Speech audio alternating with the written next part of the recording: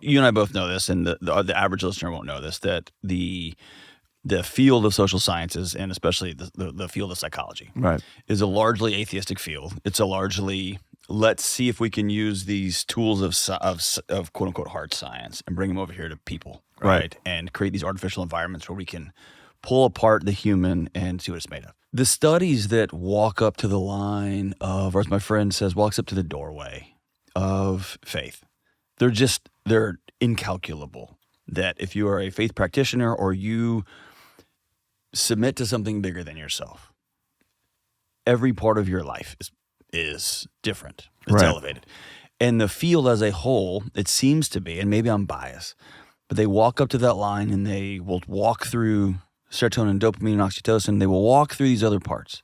And this one they will say, and faith. And then they walk. Like, they have to acknowledge it because they're not going to be dishonest, but there's no, what I would call an integrous look into, okay, what is this? Why can't we talk about it? It feels so third rail before third rails existed in 2016, right? Yeah. And I can't wrap my head around it. Yeah. Other than it, I don't know. You live in it further than I am. Yeah. So, I've thought about that an awful lot because I'm a lifelong practicing Christian and I'm a social scientist. I'm a behavioral scientist. Right. Now I'm Which studying, most people don't know are opposing worlds. They're mostly opposing worlds, not entirely. Something like 16 to 17% of social scientists, PhD social scientists, are religious. Okay. Or have a religious practice, faith practice, I should say. Most of whom in the United States are Christians because it's the predominant religion, but not all. I mean, some, I know many in my field who are serious about their Jewish faith, for example.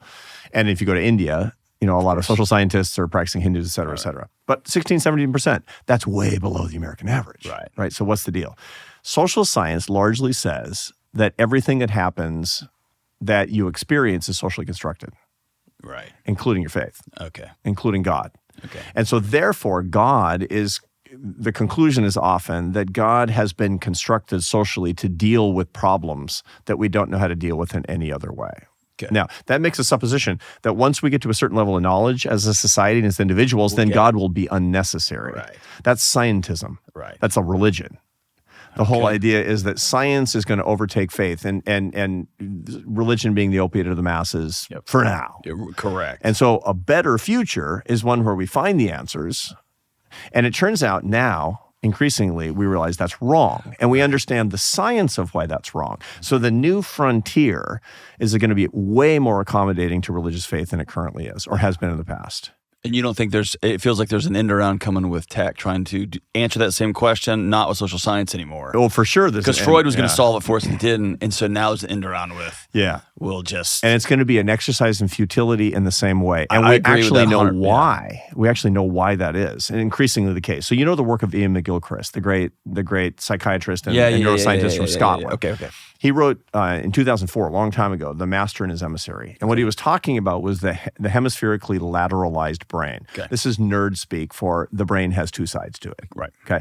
The left hemisphere and the right hemisphere. Now, back in the old days, there was this kind of pop idea that if you were artsy, you were on the side. And if you're an analytic, all that's nonsense. None of that actually held up to the science. But we are hemispherically lateralized because the two sides of the brain, the human brain, communicate with each other but do different things. Mm-hmm. What we find is the big questions of meaning are adjudicated on the right, and the analytical questions, the problems, the distractions and details of life are adjudicated on the left. Mm. So what does this mean? If you want to set an agenda for your life, you're going to come up with the big questions and ideas on the right, and then you're going to work out the little problems on the left. Okay. Tech and science are all on the left. Mm. So social media is on the left. Screens are on the left, right? Mm-hmm. All of the stuff that tech is bringing us is left side. One of the reasons that young people are finding it harder and harder and harder to find the meaning of their lives is because they're being pushed by the entire culture, the technocratic culture, into the left side of the brains. Gotcha. The right side is becoming inaccessible to people, and that's why they don't just feel a lack of meaning, they don't even know where to look. Yeah. They don't even know where to look geographically in their own brains anymore. Huh. My whole world is about getting back to the right side of the brain. But you can't sell that because it's relatively easy.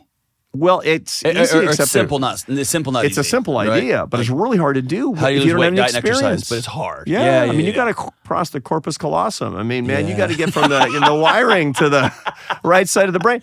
And people are like, I can see it over there, kind of. I can see it over there, kind of. Yeah. And so you have to talk about very practical protocols in your life, like how much screen time you should not get. How long should you be looking at your phone? Now, how long should you be not looking at your phone continuously? These are the questions that I'm trying to answer. How should you be adjudicating your relationships? You want to go out on a date, find a matchmaker, not a dating app, because the dating app is the complicated left brain solution to the right brain complex problem that's love. Right? Yeah. And so you need another human complex right side that's going to help you with yours, aka your parents, your friends, the people who are setting you up.